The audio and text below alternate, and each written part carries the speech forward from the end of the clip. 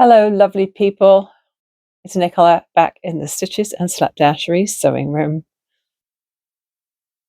It's not really time to upload another vlog yet, but I thought I'd get one started while things are still fresh in my head. I had my first market on Sunday. It went okay. The setup was fine.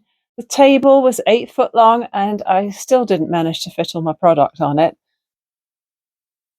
And I think I've learned a bit for when I have to set it up again. The idea I had of the flower pots and the sort of planks of wood and flower pots and another plank of wood, it was a little unsteady. The planks were only 1 by 4, and I should have got 6 inches wide because 4 inches was definitely not wide enough really to balance my bags on safely. And when I do the outdoor markets, I have a feeling if there's any wind, they'll just blow right over. I just had an idea though. I could fill the flower pots with something to weight them down, and I think that would help. So a few people came past my table, and some people, of course, they just sort of glance and walk away. Some people don't even look your way. You feel like saying, hey, come take a look. But I'm very grateful that 5 of my friends came along that day and they all bought something. So friends, if you're watching, I'm really, really grateful to you for supporting me on Sunday, and it made being there worthwhile, because without them, it wouldn't have been a very successful day at all. Whilst I did buy that insurance policy just before, it only cost me, I think, $19 for the day. I was just concerned about liability insurance. I did check with the market that's running all summer, and if you're not selling food or cosmetics or skincare products or whatever, you don't actually need insurance. So that's good, because I was getting a little concerned about that, and it was preying on my mind. So it'll just be the cost of the table, which will be $35 a week or a day, every Sunday. And you pay as you go. So if for any reason I can't make one Sunday, I can just let them know. And so that'll work out fine. All you've got to hope is that when you're unloading your car and setting your tent up and everything, it's not pouring with rain. We have very little rain here, so I think the chances of that are fairly slim. Sometimes that's a good thing.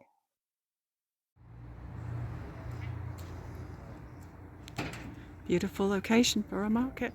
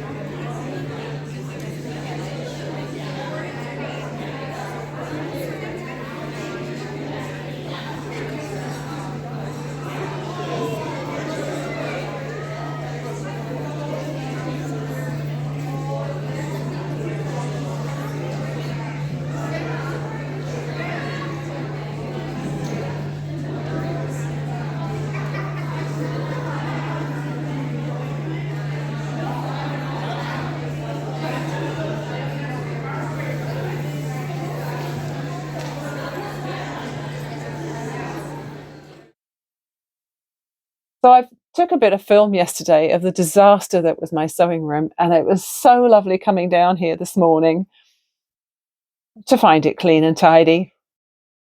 Floor was vacuumed, worktops all ready to get started on the next sewing project. I'm going to be making that little coffee cup carrier that my friend wanted me to make for her sister. She bought one for herself the other day, and obviously she took it home and her sister was like, oh, can you get one for me? So I would have sold her one of the ones I'd already made, but she wants it 2 inches taller. So it's my first custom order. I did say I wasn't going to take custom orders because I had so much inventory already to sell, but because of who asked, I said yes. So that's going to be on the to-do list today. Another thing that's on the to-do list today is the terribly onerous task of pulling out my whips and adding a little bit to them. The first thing I will definitely finish is one of these rainbow beanie hats. I've been obsessed with these the last few days, and I'm really glad that I took my crochet to the market, because there were stretches when there was nobody coming by who I needed to talk to, and so I would just stand there and crochet away. So this is, I think I showed you the start of this last time. I think her name's Maggie Haveman Gould, and I think she has an Etsy shop that's Tugboat Yarning. Anyway, I found this pussy hat on Ravelry, and this is the first one I made, and I really liked the way that the colours kept separate. They didn't really pull. I mean, looking at it in the camera, they look like they did a bit, but it wasn't particularly noticeable. So this is constructed by chaining a foundation chain, doing a round of half double crochet, and then just doing a whole bunch of doubles until you get to the last bit where you do a couple of rounds of front loop, back loop, double crochet. I started this one a bit big. I started this one with 70 chains and realized quickly that it was coming out too big. So I did a bit of decreasing, and I think I mentioned this last time. So I ended up at 66 stitches, and then I used a 4.5mm hook for the ribbing instead of 5.5, which is for the body. So once I had made that, I launched straight into another one, of course. Now the colours, you'll be able to tell, definitely pulled on this one. A heck of a lot of blue on this side, right? Predominantly blue on that side. And then the purpley yellows seem to pull on that side. Still very pretty, I think. And for this one, I just started with the 66 stitches. So I got it right from the first go. And so that's the second one. I probably won't put the hat on now because it'll mess around with my hair. So I'll put in a couple of photographs of me wearing it into the video later. And I'm this far into number 3.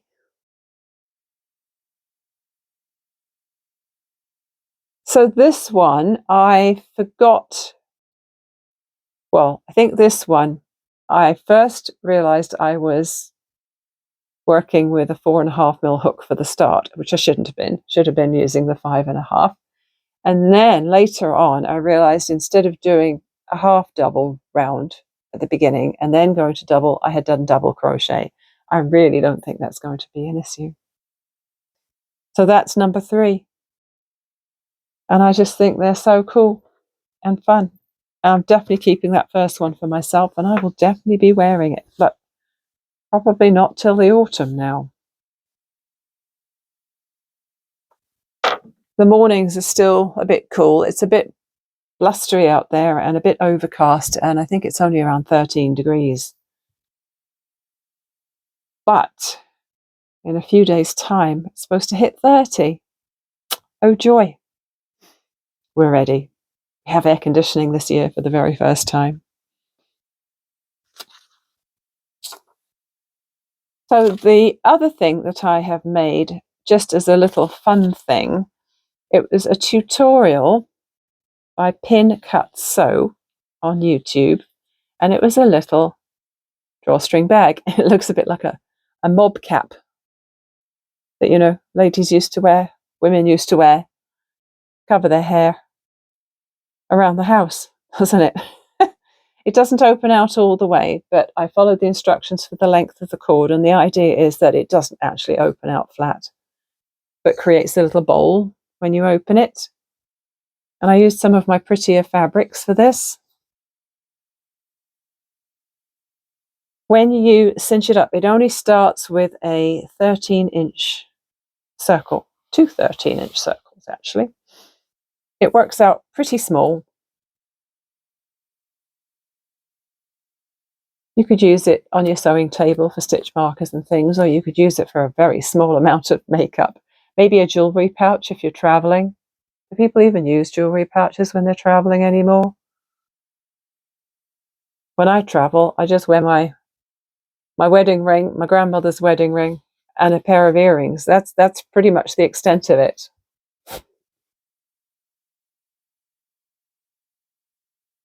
But also I thought it could be used maybe as a dice bag by people who make Dungeons and Dragons. But I think a lot of people who have dice tend to have a lot of them, and they prefer the bigger bags which have the pockets inside as well, which is something I still plan to try, but I haven't yet.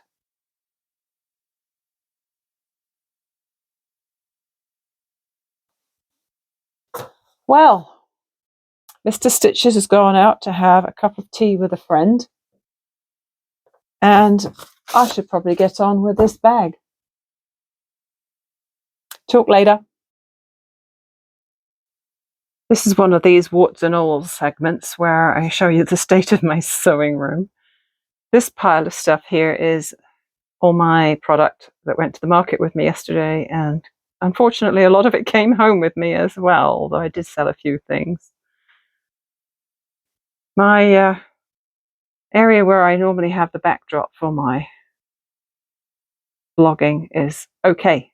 It's looking all right, except for a little bit of mess on the table. The closet's okay mostly, but whoops, sorry, nearly dropped the phone. The top shelf definitely has some stuff which I think I'm going to get rid of. The papers on the wall are going to stay because those are my standard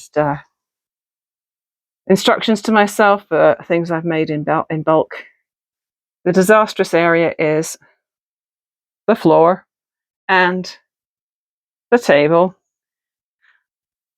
This bookshelf here, I have partly tidied. I've emptied it all out and I've repacked in a whole bunch of stuff I want to keep, and it's tidy now. And the process is ongoing. I'm filling this trash bag here. Got a massive bag of recycling going on here. This bag down here probably will end up being in a garage sale. I decided it's probably a nice idea to have a garage sale. Haven't had one for years. Thought it might pay. These patterns are ones I got passed on to me for free, and they are new and untouched, so they're saleable. And then these two big binders here.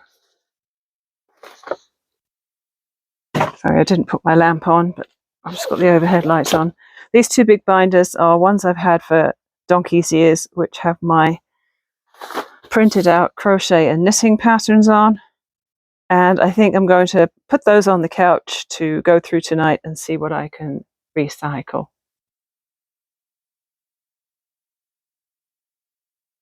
I want to, I think, put my vinyls in a different place. I want to address all of that under the table there and see if I really need to keep it all. Throw it out or give it away or sell it or whatever. So that's my job for now. I just have to show you this gnome mask that I made that I just found tucked away in my sewing room. Complete with faux fur beard, nose. My husband's has lost its nose, so I won't show you that one, but I did make two in a similar theme.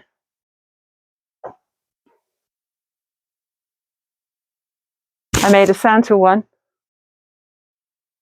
The faux fur really gets up your nose when you wear these. We did actually walk around a supermarket during COVID around Christmas. I think 2020 that must have been. And of course, a Rudolph one. Thought you'd like to see those before they go in the bin.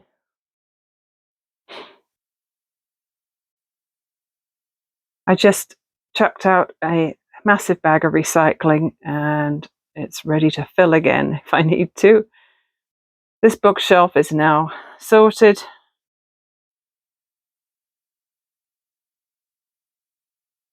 And this area here, I've put the vinyl on the top shelf. I think it used to be there. I put it back there. It makes more sense. All this fabric I didn't touch because it's pretty well sorted, even though it doesn't really look it.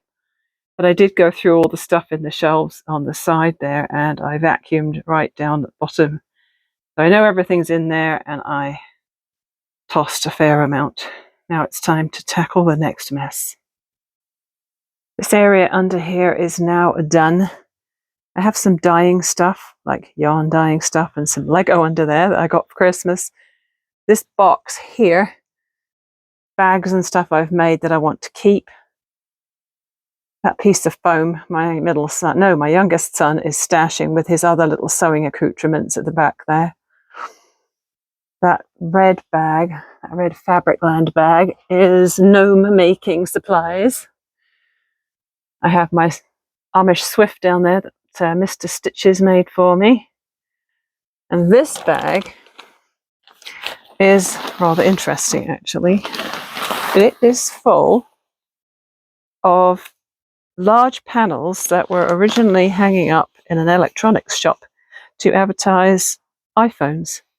And one of my kids was working the job where they were taking all of the old banners down and putting up new ones. So I have used some of this to make drawstring bags for all the boys one Christmas, and the youngest son actually uses his for when he goes out of town. I think he puts his dirty underwear in it or something. But hey, he's getting some use out of it. I have so much of it. It's like a really strong polyester fabric. And when I use it, I usually just cut these rubber edges off. So if you've got any suggestions for what you'd make with that, I'd love to use some more up. Anyway, it's a lot emptier under there because I have cut up and turned into dust cloths a bunch of t-shirts that I was going to keep for t-shirt yarn. Changed my mind on that. And I've got a nice big pile of garage sale items building out in the hallway. I've had this little teapot in my sewing room for a long time, probably at least a year. And the idea was I was going to buy thrift store teapots, and I was going to hang them from trees for the birds to use as nesting boxes. I'm not sure if this one is suitable, but I finally got around to sticking some garden wire on it. I've put the teapot lid hanging just above it, wrapped the wire around the knob. There's no hole in the lid, so I can't put it through a hole or anything. So I'm going to go hang it on a tree. I think it'll be cute, even if the birds don't use it. This area got the cleaning attention. Well, not really cleaning, more like just tidying, because it's probably still a bit dusty. I cleared off the windowsill, and I have only put back what I really wanted on there. I have found a new place for some of the other things. Makes it a lot more easy when I'm drawing the curtains. This is all still a bit of a mess, but I've got some outstanding things here. This is something we bought online for making tiebacks for our curtains and blinds when they flap about when the windows are open. I took this apart today. These key fobs were from a friend. She was sharing them out at a sewing day, and we were all playing with them. But unfortunately, it did not hold on to this fabric very well, and it soon came out. So I managed to prise it open with a pair of small pliers, and I might try it again with something different. It's too pretty to waste. This is a bag that I was struggling with a while back. The grommets came out all scratchy on the back, and there's only 6 of them, and really the bag needs 8. So I'm not sure exactly what I'm going to do with this right now, but I don't want to just throw it out. So I need to figure something out with that. And then for a friend. So a little while back I made some of these coffee cup water bottle holders out of upcycled denim, and I put short handles and long handles on. I did sell a couple of the long handled ones, and I had a request from my friend who bought one of them to make one a bit taller for her sister. So I have one long handle left, which saves me making another one. I took it off the bag that had it, and I'm going to make another one of these. And she's not picky about fabric for the lining, but I've got this one.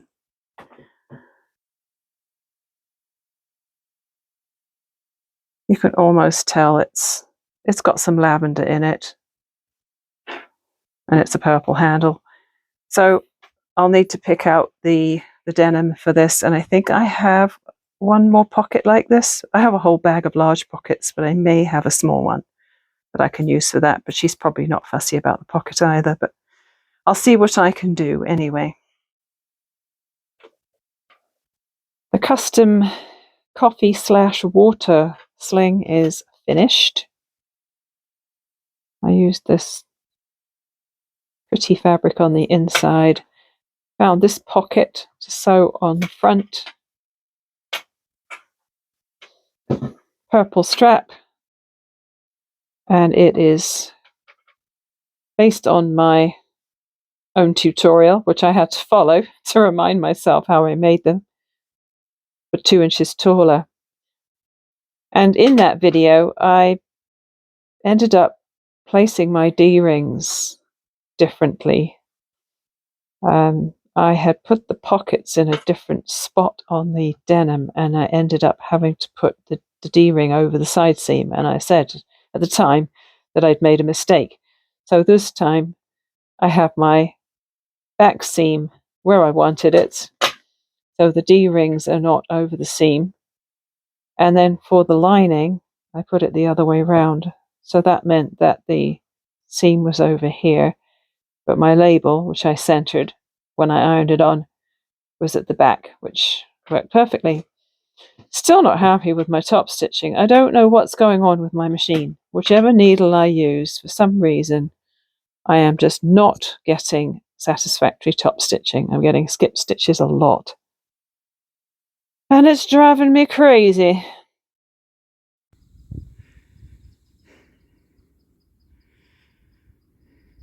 It's a warm day today.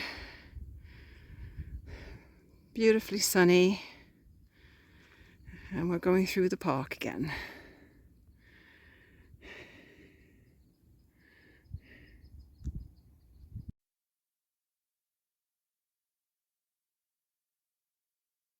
So here are my 3 finished pussy hats in the Ice Yarns Picasso.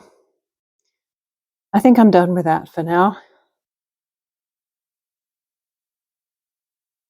I also today pulled out the 10-stitch twist, and I had a Zoom call with a committee today, so I worked on a few rows of this while I was waiting for us to connect. Hasn't grown much since I last showed it to you. This is Mr. Stitch's adventure scarf.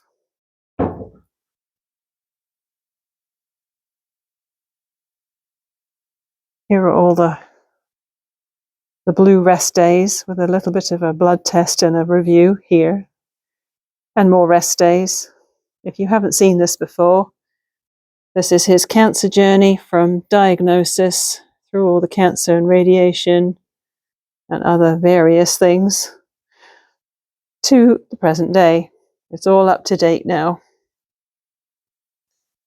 It's a tube scarf, not sure how long it's going to be when I'm done.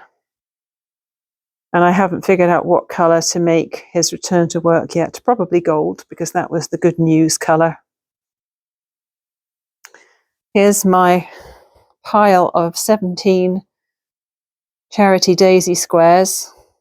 I'm not sure what's going to go on with these. I've laid them out on the floor and I just can't see how they'd come together for a sweater at this point, unless I make some solid squares maybe and put them together with those. But I still don't know what style of sweater or cardigan I would make with that. So I'm kind of on the fence about it right now. So is it a really terrible thing that I have got this ball or cake of mandala yarn, partial one, and another hook, and I want to make one of these?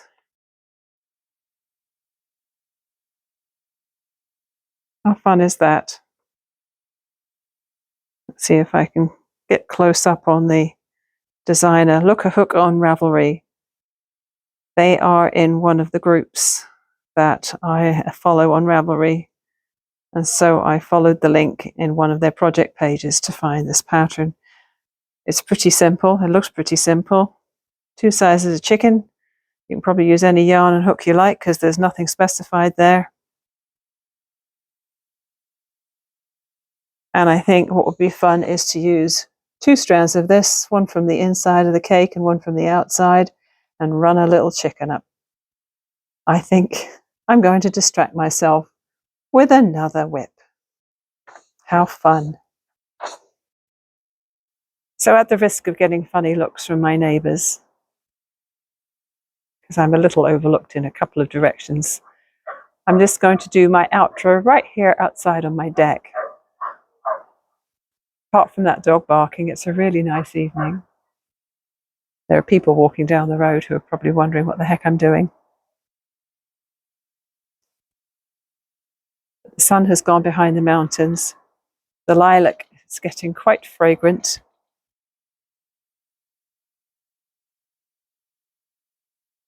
And it's been a beautiful day. We had a really good walk today. And so I didn't feel too guilty sitting down on an 1.5-hour call with my committee friends. So now I think a hot drink is in order and some editing, and I'll get this video up on the interwebs. Thank you as usual for watching, and I hope to see you again soon.